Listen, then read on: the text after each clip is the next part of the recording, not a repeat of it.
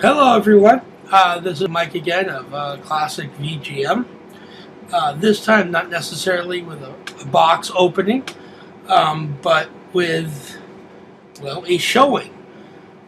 In my last box opening, which was filmed some time ago, I promised to show off the TurboGrafx 16 games that I had purchased long before I picked up the system. Now, my wife and I actually picked these games up at a thrift store in a large box of other video game items for $20. The box contained like a bunch of Super Nintendo consoles and everything. The thrift shop owner just wanted to get rid of the container. I don't even think he knew what he had, but hey, $20, what the heck, right? And believe it or not, some of the TurboGrafx 16 games that were in the container shocked me. But I'm going to start off with the more common ones, and then I'll continue on to the more rare titles. Some of them are boxed, incomplete, even with their own sleeves, and some of them were loose.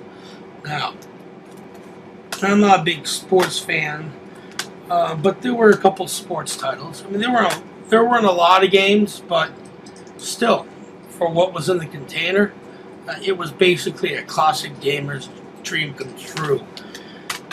For starters, I actually liked this game when I was a kid. World Class Baseball.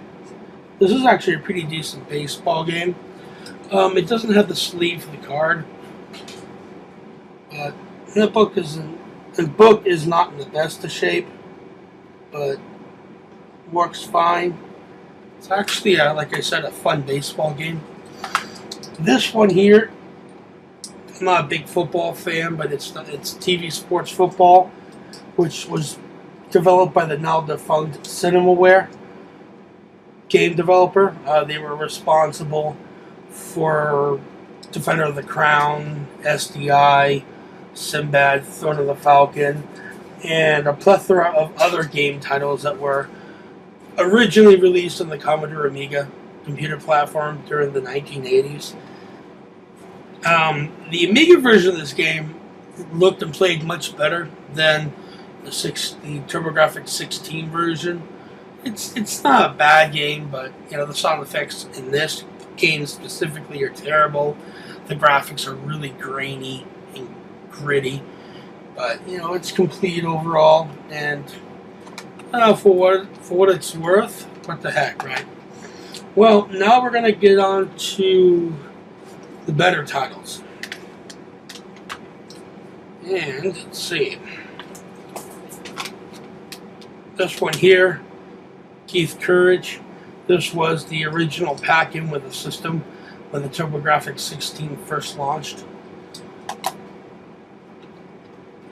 Pac-Land. Fairly decent game. Most video game magazines gave it a poor review because you actually have to use the buttons and the controller to move and then the directional pad to jump, which is actually quite awkward. I've played it. It's alright, but something to keep in the collection. Okay, no. My wife is yelling at the dog. Now here's one I was really shocked to see. And believe it or not, it commands a high price on eBay. It's incomplete, but it works fine. Superstar Soldier. And I couldn't believe this was in there. I was actually shocked. And there were a couple others, too, there that were complete that really shocked me when I found them in the container. But this is a fantastic shooter.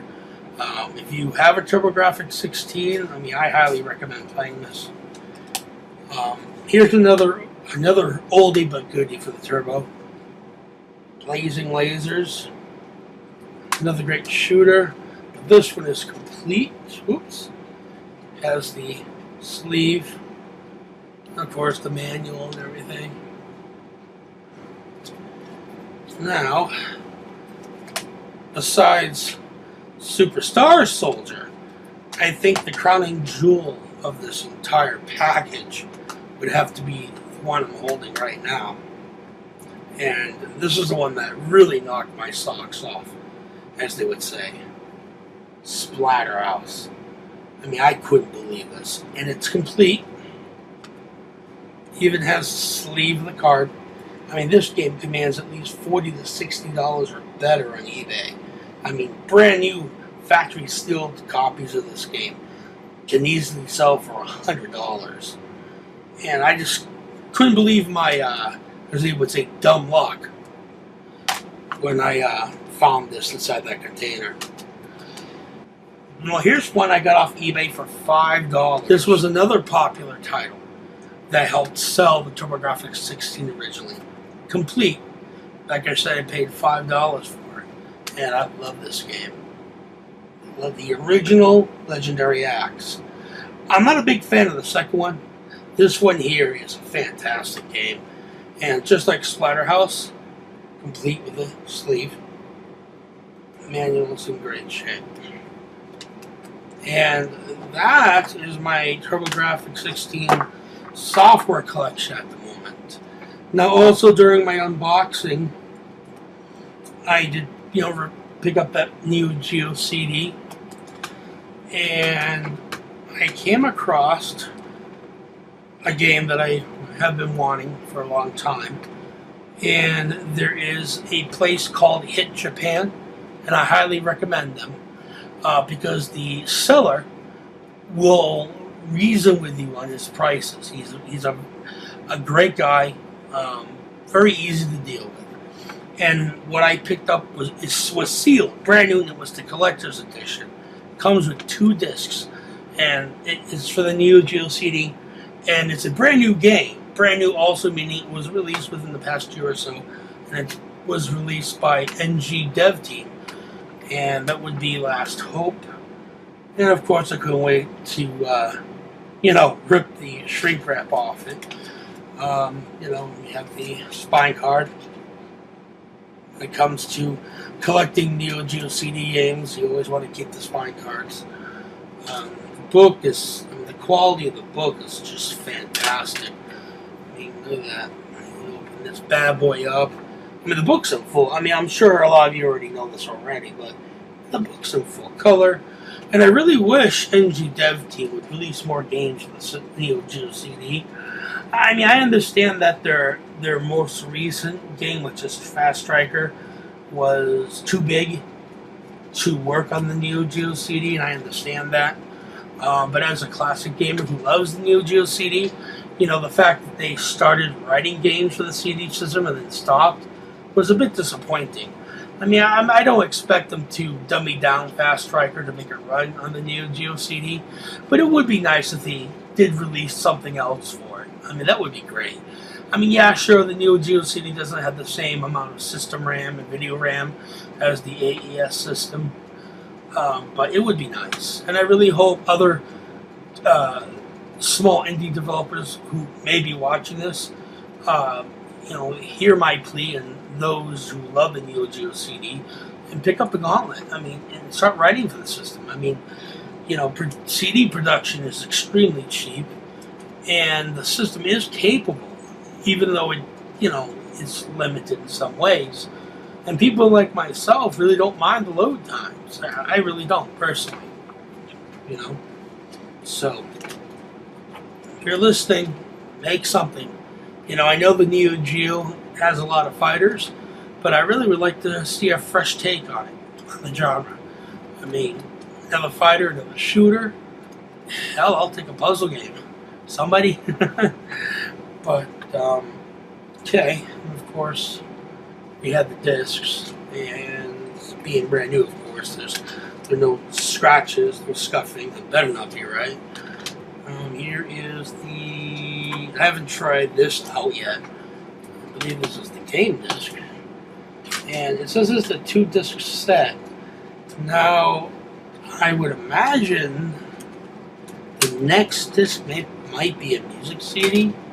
I'll have to try it out.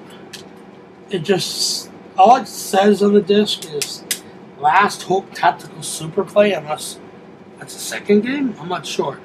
I guess the only way to find out is just to, well, turn on my Neo-Geo CD tonight. But, I mean, just fantastic. I say fantastic a lot because, well, it is. So, alright guys, this one's short, but I want to keep my promise. And I know I keep saying it, and I've said it in my last 2 videos.